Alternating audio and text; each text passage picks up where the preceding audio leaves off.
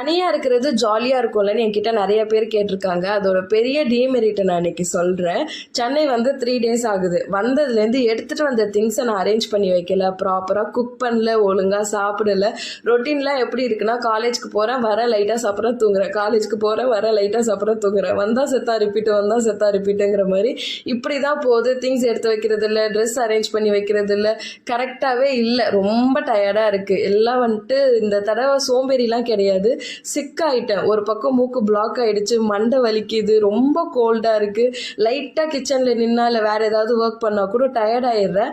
வெளிலலாம் அப்படி இருக்க மாட்டேங்கிறேன், ஆக்டிவாக தான் இருக்கேன். பட் உள்ளாரே எனக்கு ஃபீல் ஆகுது. ஸோ இப்படியே இருந்தால் செட் ஆகாதேன்னு காலைல எழுஞ்சி அரேஞ்ச்லாம் பண்ணி வச்சுட்டு காலேஜுக்கெலாம் கிளம்பிட்டேன்.